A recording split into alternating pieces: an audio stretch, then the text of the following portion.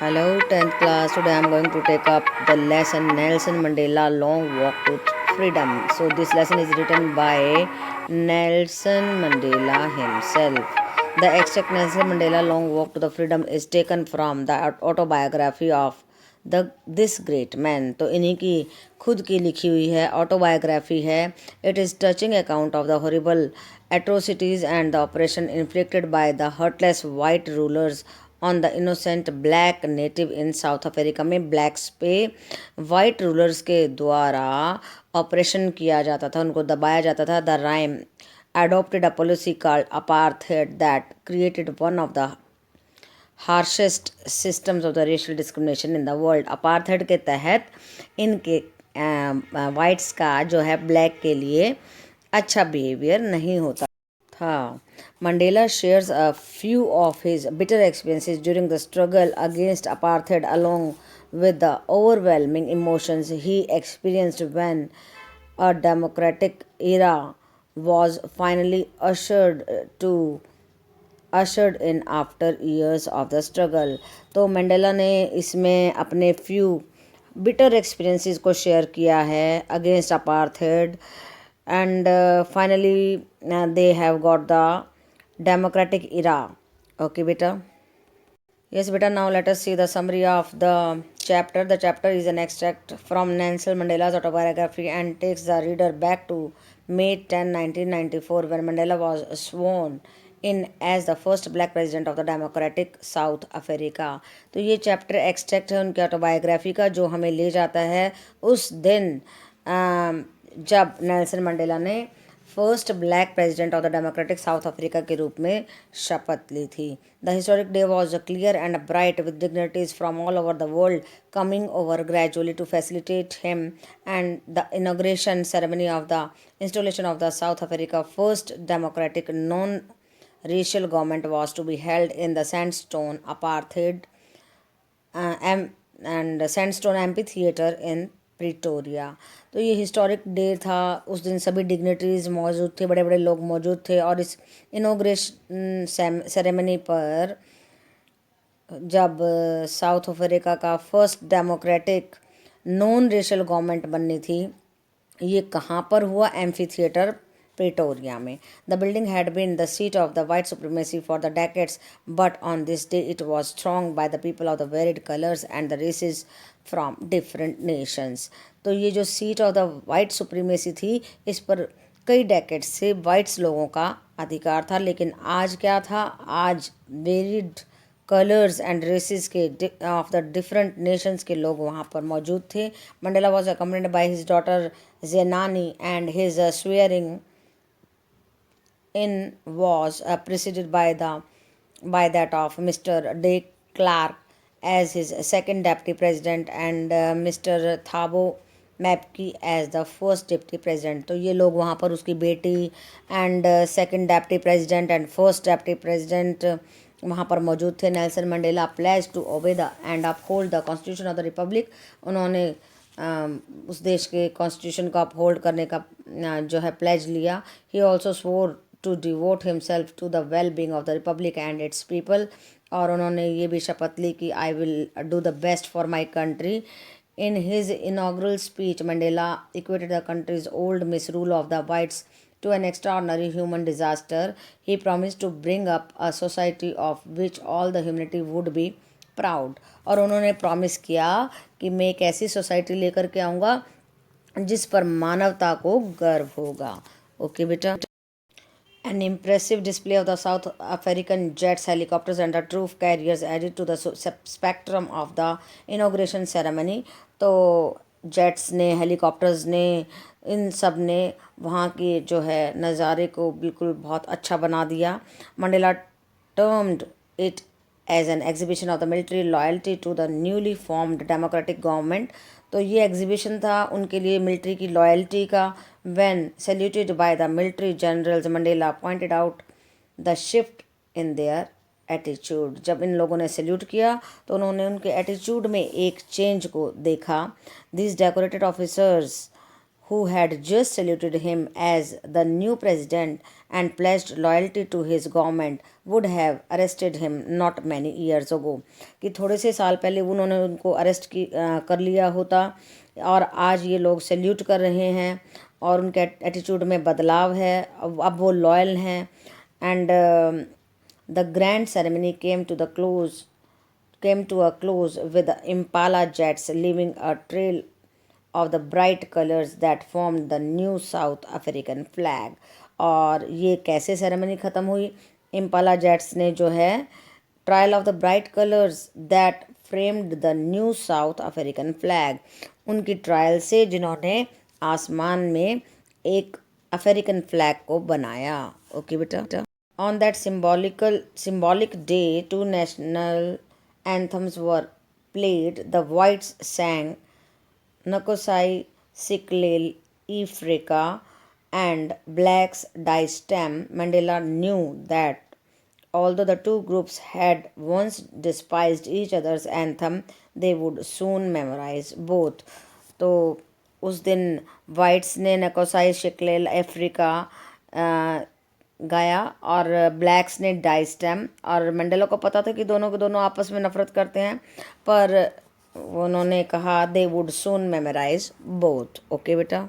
Mandela also recalled historical events that had marked the growth of the apartheid in South Africa, the Boer War and the first decades of the 20th century. तो Mandela को अभी भी याद है, and उन्होंने याद किया historical events को that had marked the growth of the, कैसे अपार्थेड ने जो है ग्रो किया था. The bore war and the first decade of the 20th century had witnessed the spreading of the system of racism and dominance of the blacks by the whites, कि कैसे जो whites थे blacks को dominate करते थे. However, in the last decade of the century, all this had been overturned and the South Africans enjoyed equal rights and freedom irrespective of the color of their skin. तो last के decade में सब चीज़ें बदल गई. South Africans enjoyed equal rights, उन्होंने equal rights को enjoy किया, and freedom irrespective of the colour of their skin. और अब रेसिज्म नहीं था और कलर के बेस पे कोई भी डोमिनेंस नहीं थी. Mandela also recognise the sacrifices made by the thousand of the people before him who had suffered hardships because they were patriots. अब मंडेला को ये भी याद आया कि किस तरीके से लोगों ने सेक्रीफाइस किया, जिन्होंने बहुत सारी मुश्किलों को सफ़र किया. Mandela particularly criticized the policy of apartheid, which had left a deep and lasting wound on his country and its people. तो मंडेला ने क्रिटिसाइज़ किया किसको? पॉलिसी ऑफ अपार्थेड को, जिसने बहुत गहरा घाव दिया था उनके लोगों को और उनको. He admitted that it would take ages to recover from this, but also observed that decades of the oppression and brutalities had given birth to the courageous patriots like Oliver Tambo, Walter Sisulu, Chief Luthuli and many more. तो Mandela ने ये admit किया कि काफ़ी सारा समय लगा है इस ऑपरेशन और इस ब्रूटैलिटी से बाहर आने में, बट इस ऑपरेशन ने, इस दबाव ने बहुत सारे करेजियस लोगों को जन्म दिया. Patriots like Oliver Tambo, Walter Sisulu and Chief Luthuli. तो इस तरीके के लोगों का जन्म केवल इस ऑपरेशन के कारण से हुआ. He shared that his people were his greater wealth than the mineral and gems found in his country. और उन्होंने ये शेयर किया कि उनके जो लोग हैं, जो पैट्रियट्स थे, वो वहाँ की कंट्री के मिनरल और जेम से ज़्यादा अधिक जो हैं इम्पॉर्टेंट हैं. He further remarked that he had learned the real meaning of courage and selflessness from such patriots. और उन्होंने रिमार्क किया कि ऐसे सेल्फलेस, निस्वार्थ पैट्रियट्स का जो है उन्हें रियल मीनिंग समझ में आया. He had learn that courage was not the absence of fear but the triumph over it. और उन्होंने ये सीखा कि courage was not the absence of fear, fear की एब्सेंस नहीं है, but it is the triumph over it, और ये उस डर के ऊपर जीत है. ओके बेटा. Another observation that Mandela shared was the belief that hatred is not natural to man, it is acquired. If a man can learn to hate another because of the color of the skin, he can also be taught to love. और दूसरी observation Mandela जी की ये थी कि hatred natural नहीं होती है, it is acquired, ये उसे मिलती है सरकमस्टांसिस के कारण से. If a man can learn to hate another because of the colour of the skin, अगर एक आदमी उसे लर्न कर जाता है ट्रेड करना किसी स्किन के कारण से कि ब्लैक है या वाइट है, he can also be taught to love, उसे लव करना भी सिखाया जा सकता है. Love according to him comes more naturally to the human heart than its opposite. और लव जो है ह्यूमन हर्ट में नेचुरली आ जाता है than its opposite. He recounted the days of the operation that he had undergone during his long imprisonment as a freedom fighter. और freedom fighter के तौर में जब उन्हें इम्प्रिजनमेंट हुई थी, वो जेल गए थे, तो उन्होंने उन दिनों को याद किया कि किस तरीके से उन्हें दबाया जाता था, ऑप्रेस किया जाता था. He shared that even at the most critical time he saw a glimmer of humanity. कितने क्रूशियल टाइम में भी उन्होंने ह्यूमैनिटी के ग्लिमर को देखा in one of the guards. This helped to keep alive his faith, और इसके कारण से उनके अंदर फेथ जिंदा रही. That man's goodness is a flame that can never be extinguished, कि जो आदमी के अंदर this helped to keep alive his faith that man's goodness, कि आदमी की अच्छाई जो है वो हमेशा एक फ्लेम की तरह होती है जिसे कभी भी बुझाया नहीं जा सकता. Sharing another aspect of his experience regarding the obligations every individual has in life, Mandela remarked that every individual has twin obligations. अब दूसरा पहलू था उनके एक्सपीरियंस का, उसको शेयर किया कि एक मंडेला जी सोचते हैं कि एक जो आदमी है, एक इंडिविजुअल है, उसके पास दो ऑब्लिगेशंस होती हैं. एक personal obligation to his family and friends and obligation to his community and country. दूसरी ऑब्लिगेशन उसकी अपने कंट्री के लिए होती है. Every man fulfils both these obligations according to his circumstances and abilities.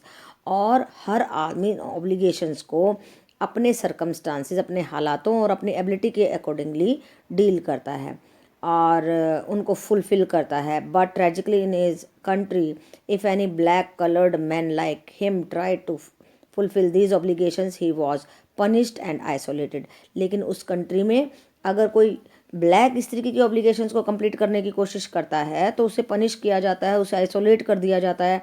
Discharging duties to one's duty its people and community was considered a crime by authorities, and such a person was severed away from his surroundings. और अगर वो इस तरीके से अपनी obligations को पूरा करता है, अपनी ड्यूटीज़ को पूरा करता है, तो उस आदमी को तो क्रिमिनल समझा जाता है, क्राइम उस चीज़ को समझा जाता है. Such a person was severed away, और उससे छीन लिया जाता है फ्रॉम हिज सराउंडिंग्स, उसको बिल्कुल उसकी सराउंडिंग से दूर कर दिया जाता है. This was that had happen to him as well. As a child, he did not understand the meaning of the freedom because he enjoyed life freely under the care of his parents. और जब parents जिंदा थे तो अपने parents के under वो freely जीवन बिताया उन्होंने, और ये चीज़ उन्हें महसूस ही नहीं हुई कि कोई वाइट भी है, ब्लैक भी है. He later realise that his boyhood freedom was an illusion. और बाद में उन्हें पता चला कि बॉयहुड की जो बचपन की फ्रीडम थी वो एक इल्यूजन था, एक भ्रम था. And after going to Johannesburg, his attention was drawn to the fact that he as well as his fellows being were not free. जैसे ही वो बड़े हुए तो उन्हें पता चला कि वो और उनके साथी फ्री नहीं हैं. He then began to yearn for the basic honorable freedom which he required to achieve his potential. और अब उन्हें लगा कि मुझे ऑनरेबल फ्रीडम मिलनी चाहिए, हमें मिलनी चाहिए, which he required to achieve his potential, and जो उन्हें अपने पोटेंशियल के अकॉर्डिंगली मिलनी चाहिए. He observed that this freedom had been curtailed for all those who were like him. और उन्होंने ऑब्जर्व किया कि वो फ्रीडम केवल उनको नहीं मिल रही है, उन के लिए वो चीज़ नहीं है कि वो फ्री नहीं हैं, उन जैसे और ब्लैक्स भी फ्री नहीं थे, उनको भी वो फ्रीडम नहीं मिल रही थी. ओके बेटा. At this stage that he joined the African National Congress, which drew him into the struggle for a general freedom for his countrymen. और इस स्टेज पर के आकर के उन्होंने अफ्रीकन नेशनल कांग्रेस को ज्वाइन किया, which drew him into the struggle, जिसके कारण से वो एक स्ट्रगल में आ गए for a general freedom for his countryman, और अपने लोगों के लिए फ्रीडम जीतने के लिए वो जंग में उतर पड़े. His desire to see his countryman leading a free and dignified life in the place of the insubordination changed Mandela from a timid man into a bold one. और जो उनकी ये इच्छा थी, तीव्र इच्छा कि हमारी कम्युनिटी को फ्री होना है, डिग्निफाइड लाइफ उनको जीनी चाहिए इन the place of in subordination, इस चीज़ ने एक टिमिड मैन से उनको एक बोल्ड वन बना दिया, यानी कि वो बहुत कमज़ोर थे और बोल्ड बन गए. And from a law abiding attorney into a criminal, और बहुत ही लो को मानने वाली अटर्नी की बजाय वो एक क्रिमिनल जैसे बन गए. He was isolated and rendered homeless, उनको आइसोलेट कर दिया गया, होमलेस हो गए. In the end Mandela says that he considers both the oppressor and the oppressed to be prisoners, कि मैं कंसिडर करता हूँ कि जो दबाने वाला होता है और जो दबने वाला होता है दोनों ही प्रिजनर होते हैं. The oppressed is a prisoner because he undergoes physical torture and the oppressor because he is bound by the hatred. जो ऑपरेस्ड होता है वो प्रिजनर होता है, उसको टॉर्चर किया जाता है, फिजिकल पनिशमेंट दी जाती है. And the oppressor because he is bound by the hatred, और वो खुद ही परेशान रहता है क्योंकि वो हेट्रेड से बाउंड हो गया है, तो ऑपरेसर भी परेशान है. He very rightly sums up by saying that, और बहुत ही सही तरीके से सम अप करते हैं, the oppressed and the oppressor alike are robbed of their humanity. Oppressor और ऑपरेस्ड दोनों ही से मानवता छिन जाती है. ओके बेटा, so this was the summary of the lesson. Now let us see the question answers of this lesson. You say how 10 May is an autumn day in South Africa. And कैसे कह सकते हो कि 10 May autumn का दिन है in South Africa. Mandela call 10 May that lovely autumn day, as this day saw the fall of the system of the governance based on the race and creed, कि एक ऐसा सिस्टम ख़त्म हो गया था जो रेस और क्रीड पे बेस्ड था. Just as the trees shed their old and worn out leaves in autumn, जैसे बसंत ऋतु में ट्रीज अपने पत्ते झाड़ देते हैं, गिरा देते हैं, जो वॉर्न आउट और ओल्ड पत्ते होते हैं उनको गिरा देते हैं.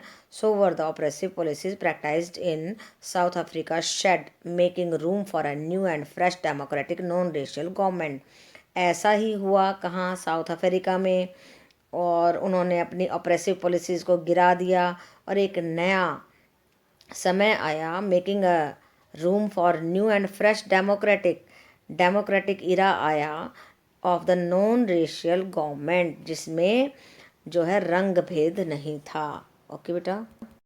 Now let us see question number 4. Where did the ceremonies of the inauguration of the South Africa take place? Ceremonies कहाँ पर हुई थी? Can you name any public building in the India that are made of sandstone? तो क्या India में भी कोई ऐसी बिल्डिंग है जो सैंडस्टोन से बनी है? The ceremonies of the inauguration of the South Africa took place in the lovely sandstone अपा amphitheatre formed by the Union Buildings of Pretoria. तो कहाँ पे हुआ था ये सब सेरेमनी? एम्फी थिएटर में of the Pretoria. It was attended by the dignitaries from more than 140 countries से डिग्निटरीज आई थी, बहुत इंपॉर्टेंट लोग आए थे countries around the world. The Jama मस्जिद and the Humayun tomb in Delhi and the Amer fort in Jaipur are some of the sandstone buildings in India. तो India की जो हमारी सैंडस्टोन्स हैं, सैंडस्टोन बिल्डिंग है कौन कौन सी हैं? Jama Masjid, Humayun Tom and Amer fort in Jaipur. Okay बेटा. Now let us see question number 11. We have at last achieved our political emancipation. Explain the significance of the statement. अब इस statement का क्या मतलब है? We have at last achieved our political emancipation. The statement means that the black people of the South Africa had eventually won their freedom. इस बात का मतलब है कि साउथ अफ्रीका के जो ब्लैक पीपल हैं उन्होंने अपनी आज़ादी हासिल कर ली है. From the oppressive laws like the apartheid जैसी पॉलिसीज से उनका छुटकारा हो गया है, ऐसी नीतियों से उनका छुटकारा हो गया, वो फ्री हो गए हैं. Now their political rights and opportunities were the same as that of the whites. अब वाइट्स हों चाहे ब्लैक्स हों, सभी की पॉलिटिकल राइट्स सेम है और होना भी ऐसा ही चाहिए, क्योंकि केवल रंग के आधार पर भेदभाव करना बिल्कुल भी अच्छी बात नहीं। ओके बेटा। Now let us see question number 14. Why does Mandela observe that the generals of the South Africa Defence Force and the police would have arrested him not so many years ago? कि उनको ऐसा क्यों लगता है कि ये journals ने, Africans ने और पुलिस ने उनको पहले पकड़ लिया होता। Mandela makes the observation because these journals abided by the rules of the apartheid regime before non-racial democratic government came to power। कि जब नॉन रेशियल गवर्नमेंट पावर में नहीं थी तो अपार्थेड की पॉलिसी थी। As per the laws of the apartheid Mandela was an outlaw who protested their racist and discriminatory rules. और apartheid के अकॉर्डिंगली जो है मंडेला ने प्रोटेस्ट किया और वो एक रेसिस्ट थे, डिस्क्रिमिनेटरी रूल्स को उन्होंने फॉलो किया। So he would have been arrested by the generals. तो कहते हैं कि मैं उनके द्वारा अरेस्ट कर लिया गया होता। Were two nation anthems sung on the inauguration day, what did it symbolize? कि दो नेशनल एंथम क्यों गाए गए और इसका क्या मतलब था। The two national anthems sung on the inauguration day were the Nkosi Sikelel Africa sung by the whites, ये वाइट्स ने गाया था।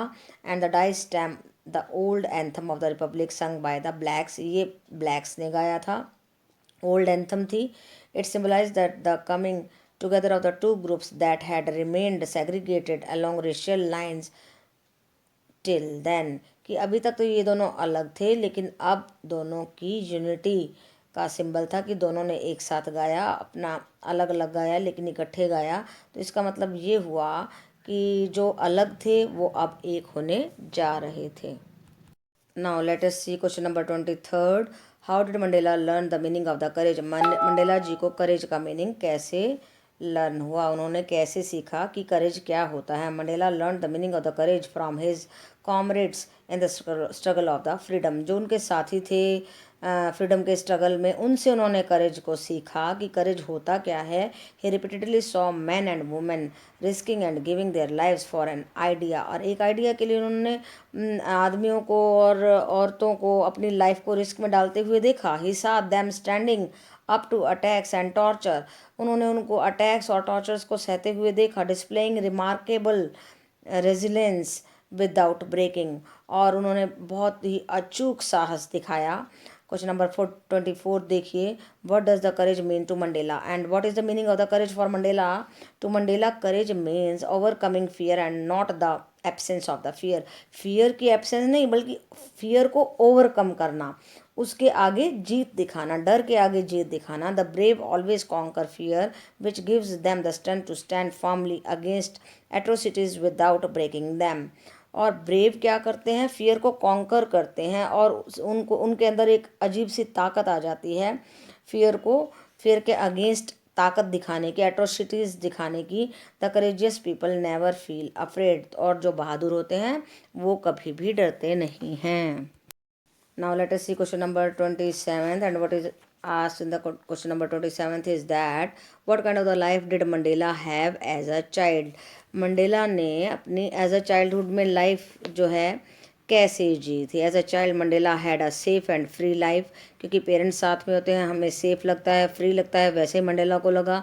ही was free to run in the fields, आज़ाद खेतों में घूमते थे। Swim in the clear stream, और तैराकी करते थे स्ट्रीम्स में। Roast mealies under the stars and rides the bulls. और ये सब काम जो बच्चे करते हैं वही सब वो भी करते थे। as long as he obeyed his father and abided by the customs of his tribe, he was not restricted। तो कुछ भी करने की उन्हें मनाही नहीं थी, फुल आज़ादी थी। तो तभी तक उन्हें जो है रेशियल डिफरेंसेस के बारे में मालूम नहीं था। Question number 33। Does Mandela think the oppressor is free? Why and why not? अगर क्या मंडेला जी सोचते हैं कि ऑपरेसर इज़ फ्री? अगर है या नहीं है बताइए। According to Mandela the oppressor is as enslaved as the oppressed. Mandela के अकॉर्डिंगली ऑप्रेसर और ऑप्रेस दोनों ही एनस्लेव्ड हैं। They both are robbed of their humanity, दोनों की मानवता छिन गई है। The oppressed is robbed by the suppressive power of the oppressor, और जो ऑप्रेस्ड है उसको तो दबाया जाता है ऑप्रेसर के कारण से, उसे पनिशमेंट दिया जाता है, उसे टॉर्चर किया जाता है। While the oppressor is burden with the weight of the hatred, लेकिन जो ऑप्रेसर होता है वो किसके नीचे दबा होता है? हेट्रेड के नीचे। उसके ऊपर भी जो है हेट्रेड का टॉर्चर हो रहा है, वो भी परेशान है। And is enslaved by the barriers of the prejudices and narrow mindedness, और उसको किसने घेरा होता है? नैरो माइंडेडनेस ने, बहुत सारे प्रेजुडिसेस ने, जिसके कारण से वो भी आज़ाद नहीं होता।